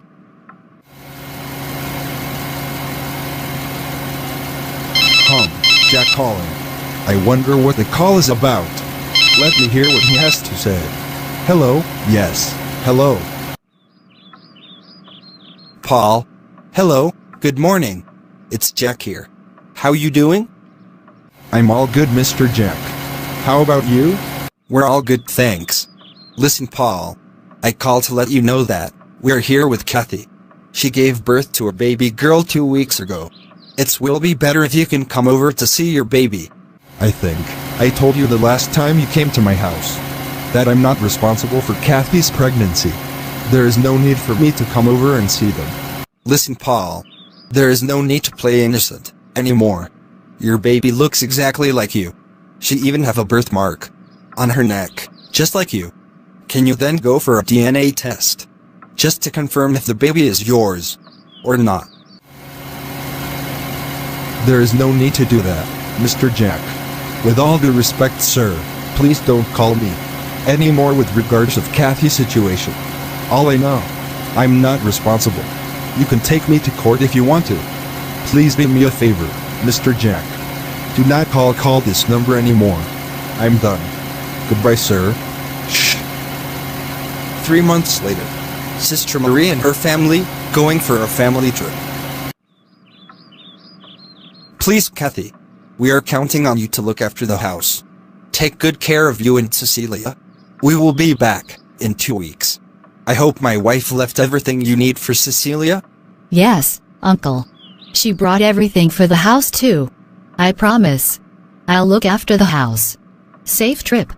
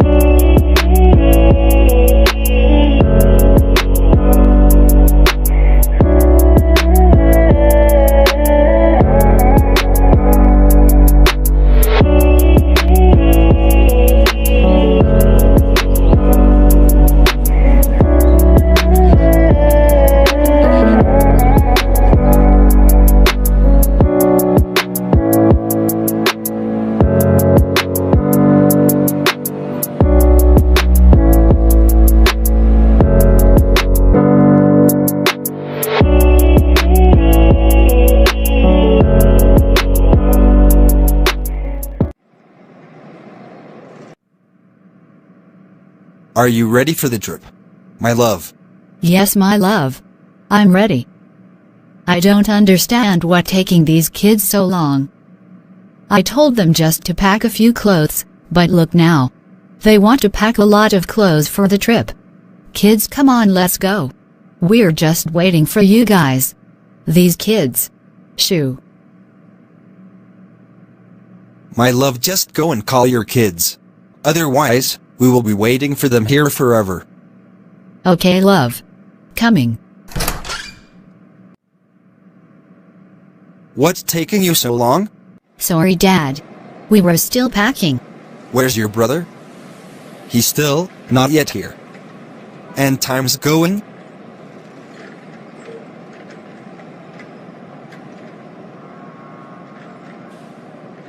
Oh, there, they are coming. Finally we can get going. Ernesto, you took forever just to pack.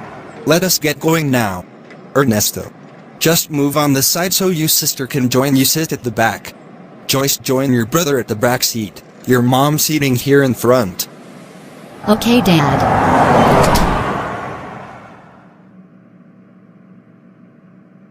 Let me move aside for Joyce before she come and claim the whole seat as she always does. Move more, Ernesto. You taking the whole seat. Guys, can you two stop fighting at the back there? I can't wait to be in a new area forgetting all about work and the new boss stress.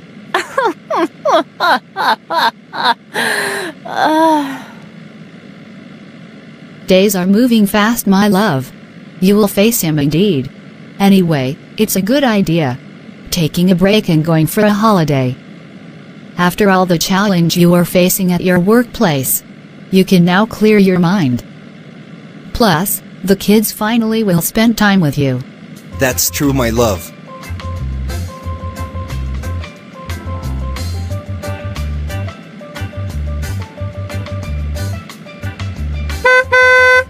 This accident occurred. Both Marie, Jack and their children died immediately. And few hours later, the bad news immediately spread to Sorry Kathy's for your ears. loss. Doctor.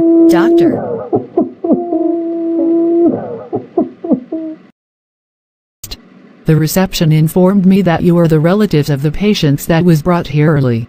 It was a big tragedy. Doctor, can I see them?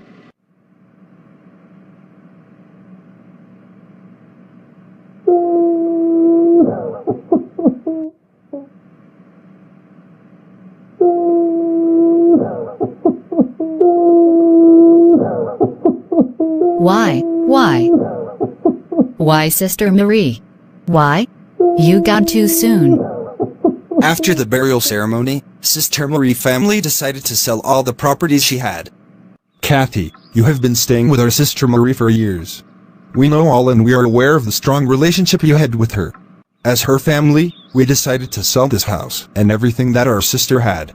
We will give you 2 to 3 months to find yourself a place to stay. I hope you will respect our decision that we made. Yes, Kathy. That's the decision we as a family decide to do. We just wish you all the best for the future. You and your daughter. Yes, Auntie. Uncle, I understand. There is no need for me to remain here anymore. I respect your decision. Before the due date, I will make sure to find myself a suitable place to stay. Thank you for giving me time to prepare myself. It's okay, Kathy. We all going through a rough time at the moment. All we can do now is just to move on with our lives. 3 months later. What can we do now? I think you must leave me to handle everything. She promised to find herself another place to go. We gave her 3 months and her time is up. It's now another 2 weeks. She is still there. I think, brother, you've been too soft to her. She start taking advantage of your personality. Tomorrow morning, I have to go there myself with my boys. In case she resists to move out, there is no need for you to come along with me. You are too soft towards that girl. I will sort things out with her. Okay, but no need to be violence. Just speak to her calmly. And just keep me posted. Oh, good morning, Aunt. Morning, Kathy. I hope you already packed everything. I'm here to collect the keys. We have people who already brought this house. They coming in the city in few days. The house need to be empty from now on. My boys are standing outside in case you need help with your belongings. This house need a deep cleaning. Sorry, Auntie. I didn't get myself a place yet. Nobody want to accommodate me because I have a baby. I don't have any capital with me.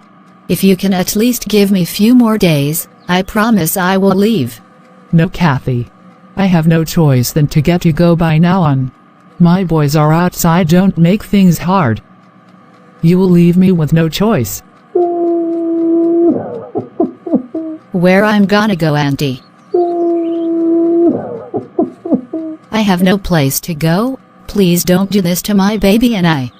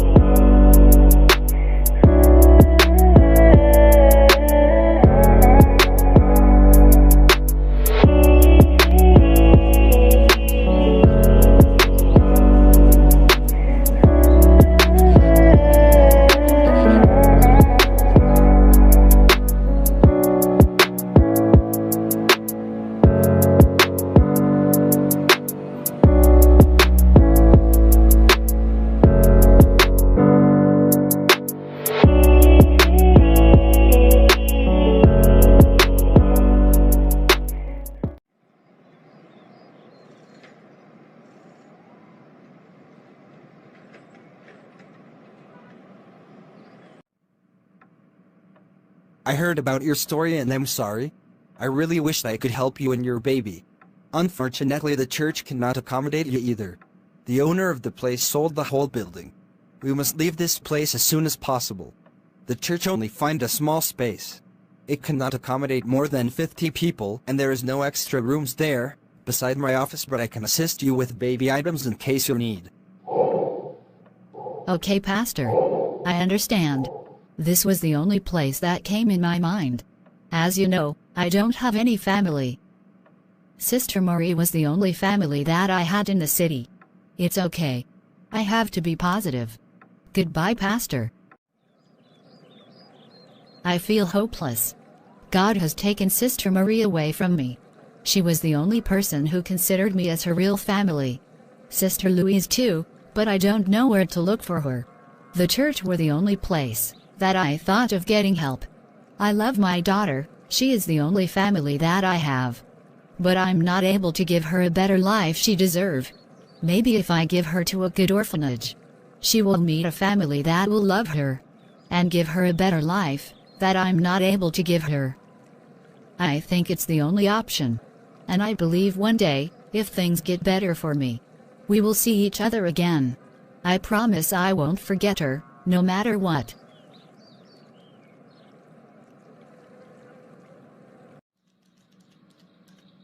Yes, hello. Oh, okay, send her up. Hi, sister. Hi, young girl. I heard you wanted to see me. How can I help you? Yes, I'm in a situation which is above my strength. I would like to give my daughter for adoption. You said a daughter. Wow, this is wonderful. We were looking for a baby girl. We have good couple that applied already 5 months ago. We were in need of a girl. Please give me some time to get you in our interview room. Once you pass the interview, then we will call you in few days to come and fill up some forms. Please follow me. 1 week later, Kathy finally gave her daughter Cecilia for adoption.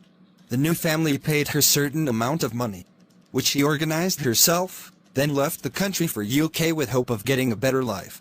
Once arrived in the UK, things were not the way she dreamed of UK. Kathy had no other option than to change her way of living life.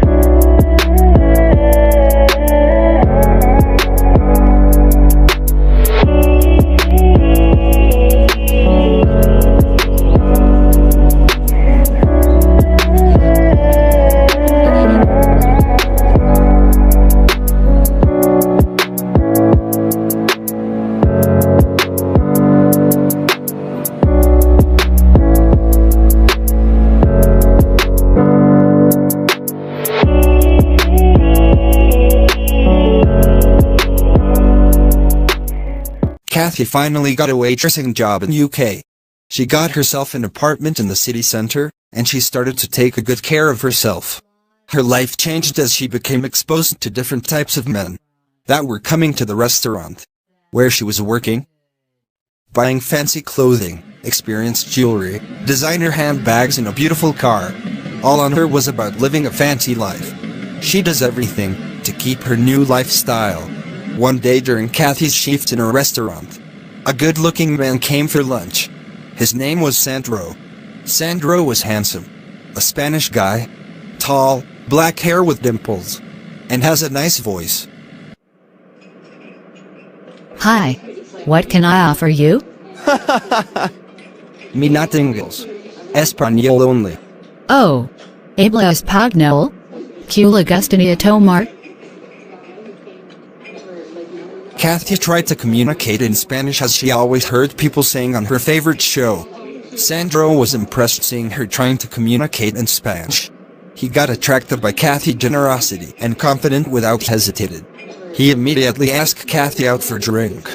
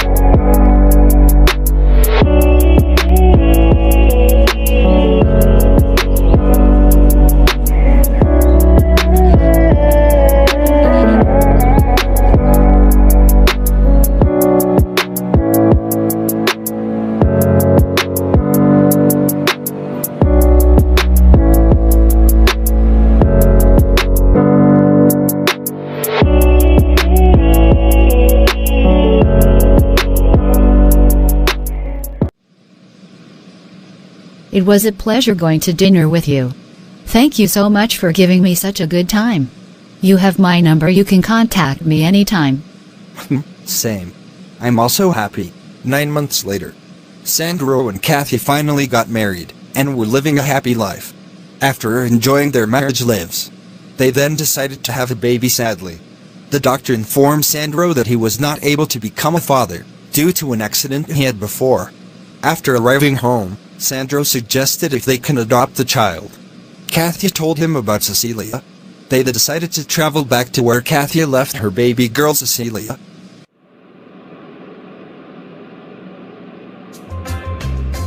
Hi sir, sorry to bother you.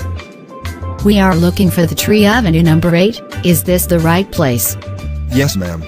This is the Tree Avenue. Are you looking for someone? Yes, no. Actually yes. I'm looking for an orphanage. I don't know if I'm in the right place. I don't remember seeing this new building, the last time I was here. The place looks strange to me. You say you were looking for an orphanage. This place is a church, madam. Yes madam.